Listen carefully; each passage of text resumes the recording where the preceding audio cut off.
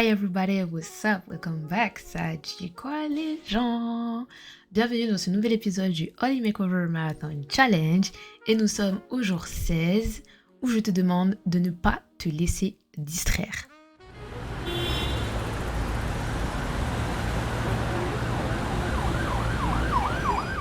Dans Matthieu 6, verset 24, il est écrit « Nul ne peut servir de maître, car ou il haïra l'un et aimera l'autre, ou il s'attachera à l'un et méprisera l'autre.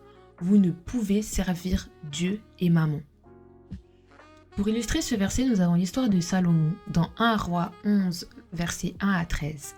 Le roi Salomon, roi sage, reçoit une sagesse incomparable de Dieu et construit le temple. Cependant, il se laisse distraire par ses nombreuses femmes. Le roi Salomon et les femmes étrangères qui détournent son cœur vers d'autres dieux. En conséquence, Dieu annonce que le royaume sera divisé après sa mort, et cette histoire nous montre comment même les plus sages peuvent se laisser distraire par les influences extérieures, compromettant leur dévotion à Dieu et entraînant de conséquences graves. L'histoire de l'apôtre Pierre reniant Jésus. Dans Matthieu 26, versets 69 à 75, Pierre, l'un des disciples les plus proches de Jésus, promet de ne jamais l'abandonner. Cependant, lorsque Jésus a été arrêté, Pierre se laisse distraire par la peur et nie connaître Jésus 3 fois. Après le 3e reniement, il entend le coq chanter, se rappelant la prédiction de Jésus. Parce que je ne sais pas si vous vous en souvenez, mais Jésus il avait dit à Pierre, tu vas me renier 3 fois. Et Pierre il lui a dit, quoi, moi? Jésus, moi? Mais jamais de la vie. Moi, je t'aime trop et tout, je suis l'un des plus fidèles, je suis l'un des plus proches de toi. Comment tu peux penser que je vais te renier 3 fois? Il m'a dit, quand le coq chantera. Il m'a dit, quand le coq chantera, ça fera 3 fois que tu m'auras renié. Et là, quand il a entendu le coq, il s'est dit, non, en fait, Jésus, il avait raison. Et du coup, il s'est mis à pleurer. Et en fait, cette histoire, elle nous montre que la peur et la pression extérieure peuvent vraiment nous faire vaciller dans notre foi et dans nos engagements. Le monde est une source d'influence néfaste pour nous les chrétiens. Il est très facile de tomber dans sa foi à cause de la pression sociale, la pression que nous mettent nos parents, notre famille, nos frères, sœurs, nos compagnons, compagnes et nos amis aussi. Et en fait, les environnements dans lesquels on gravite ont une incidence sur notre vie spirituelle. Ça a aussi une incidence sur le fait qu'on puisse faire les bons choix, être assez sage ou pas. Si on gravite dans un environnement qui manque de sagesse, qu'on le veuille ou non, même si on se pense pas influençable, on finira tôt ou tard par adopter ces comportements et finir par manquer de sagesse. C'est inévitable en fait, c'est comme ça. Plus on gravite dans un environnement, plus on prend ses codes, le langage, les comportements, les habitudes, les attitudes, etc. C'est humain. C'est humain, c'est comme le fait de, par exemple, vous traînez de plus en plus avec une personne et vous finissez par commencer à parler comme elle.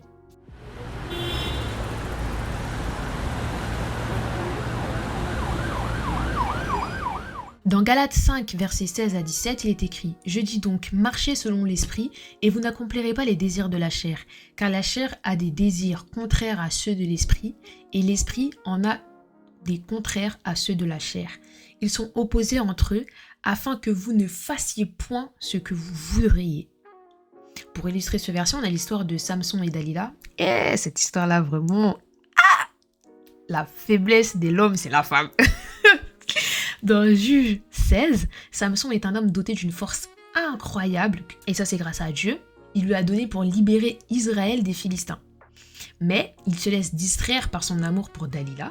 Les Philistins donc utilisent Dalila pour découvrir d'où vient sa force. En fait, il s'avère que sa force réside dans ses cheveux. Et du coup, ce qui se passe, c'est qu'un jour, Dalila, elle va voir Samson. Elle dit, ouais, Samson, mais t'es trop fort, mais waouh, t'es trop incroyable.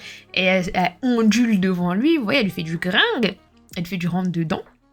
Elle dit, mais vas-y, tu vois, on est qu'entre nous, tu me connais, tu vois, on s'aime et tout, donc dis-moi, comment tu fais pour être aussi fort, en fait, dis-moi. Et donc, lui, aveuglé par la beauté et tout le reste des Dalila, j'ai dit, bah écoute, tout se passe dans mes cheveux en fait. Et si je finis Kovo... Non, c'est bon, j'arrête de dire des... J'arrête de... Désolée, mais cette histoire, elle me fait trop rire. En gros, il lui dit, bah si vous coupez mes cheveux, j'ai plus de force. Un peu comme Réponse, tu vois, avec ses cheveux magiques. D'ailleurs, elle est en mode, ok. elle est partie voir les Philistins, elle leur a dit coupez-lui les cheveux, c'est comme ça il aura plus de force. Donc du coup au final ce qui se passe c'est que les Philistins lui coupent les cheveux, le rendent ainsi vulnérable, Samson finit capturé et aveuglé, et finalement Dieu lui rend une force une dernière fois, lui permettant de détruire les Philistins, mais au prix de sa propre vie. Et du coup cette histoire montre comment se laisser distraire par les désirs personnels et les relations nuisibles, ça peut conduire à la ruine spirituelle et physique. On a également l'histoire d'Ésaü qui vend son droit d'aînesse dans Genèse 25, versets 29 à 34. Ésaü, affamé après une journée de chasse, accepte de vendre son droit d'aînesse à son frère Jacob pour un simple plat de lentilles. Ce droit d'aînesse représentait non seulement des biens matériels, mais aussi des bénédictions spirituelles. Et cette histoire nous montre comment les distractions des besoins physiques immédiats peuvent nous faire perdre des bénédictions spirituelles importantes. Et ça, c'est réel. Des fois, à cause de nos petits caprices du moment, parce qu'on veut ça absolument tout de suite maintenant, on perd vraiment des grosses bénédictions. Vous savez, par exemple, tout simplement, au lieu d'attendre le mariage, et de construire nos relations solides selon les principes de Dieu, on aura tendance à vouloir écouter son corps et écouter sa chair, et pour un plaisir momentané, mettre en péril notre relation, parce qu'il se peut que la seule protection qu'on avait, c'était par rapport au fait de s'abstenir et de faire la prière, et au final, boum, on se met en porte-à-faux. Et nous le savons tous, la chair est faible, alors ne cédez pas à ses caprices, pour ne pas finir avec des regrets ou perdre vos bénédictions, vos progrès, votre foi et même votre relation avec Dieu. Cela ne vaut pas le coup, le change n'est pas comparable, c'est pas équitable. Entre la vie éternelle et un petit moment sur terre, le choix est vite fait les amis. C'est vrai que c'est plus facile à dire qu'à faire, moi je dis ça derrière mon podcast, derrière mon petit mic, mais quand ça se présente, c'est très compliqué de faire le bon choix. C'est pour ça qu'il est important qu'on s'édifie un maximum, qu'on se maintient ferme dans la prière un maximum pour être assez renforcé lorsque ce genre de tiraillement intérieur arrive en fait.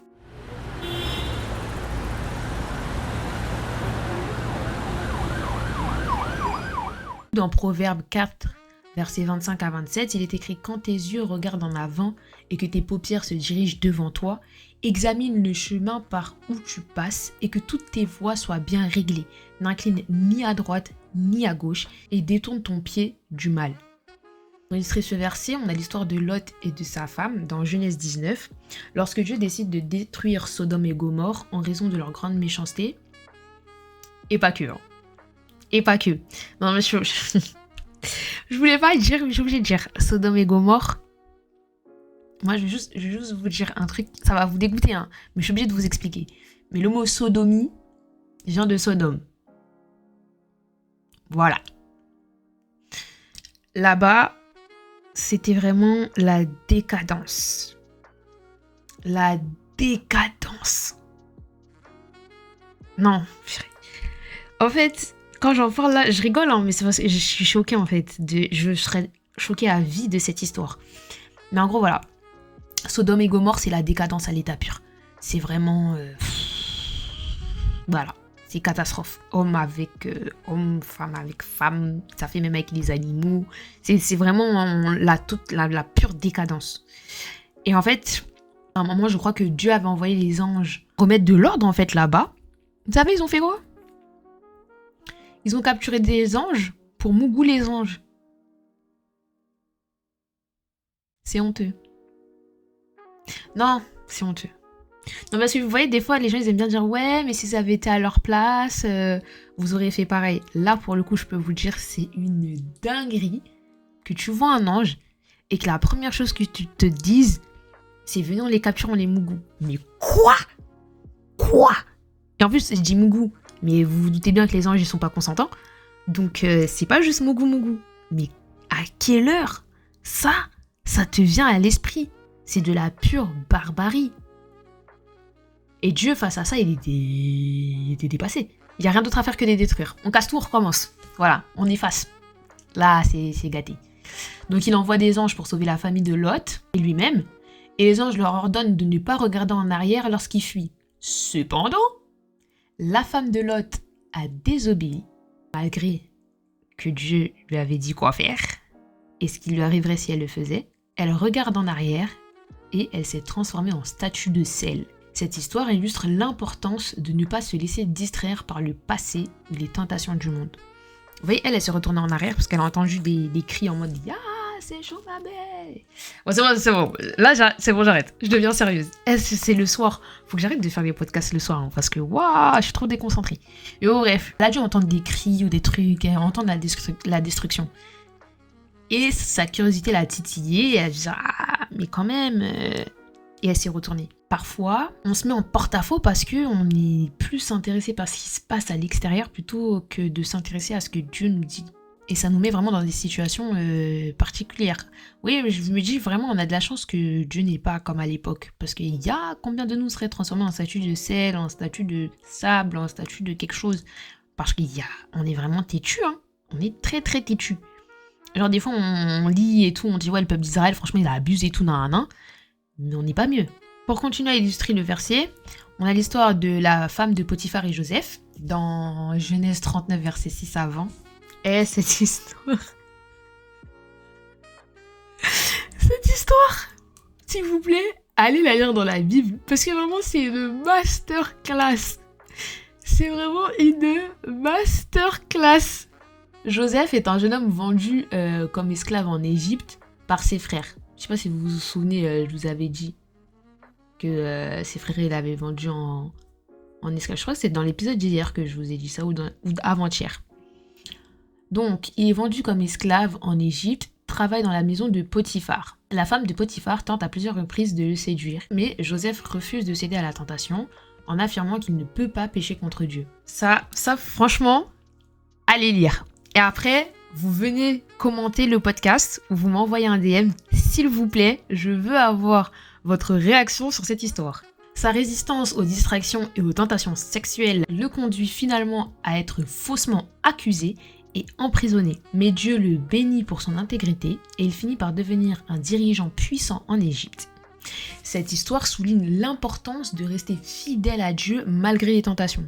La tentation sera toujours présente. Le mieux est d'éviter les situations qui pourraient vous tenter, mais parfois c'est juste inévitable. Dans les situations telles que celles qu'on a lues, il y a 2 solutions qui s'offrent à nous. Obéir à Dieu et être récompensé, ou céder à la tentation et perdre les promesses qu'il nous a faites.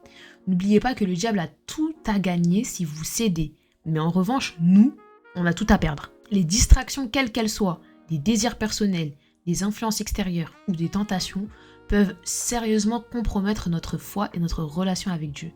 Elles nous rappellent l'importance de rester concentrés sur notre appel divin et de maintenir notre intégrité spirituelle.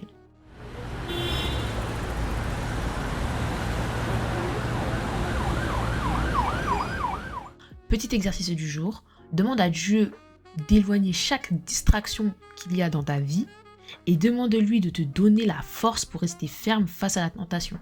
Et d'ailleurs, il n'y a rien de mieux que l'édification pour ça.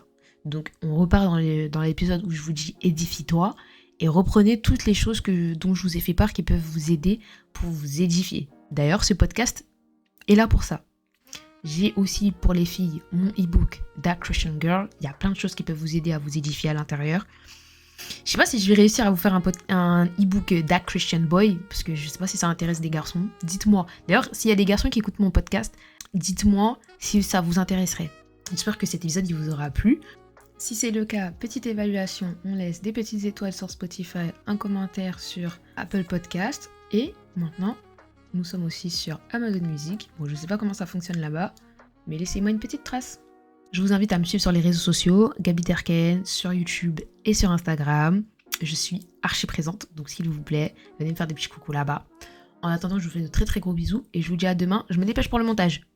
Kiss!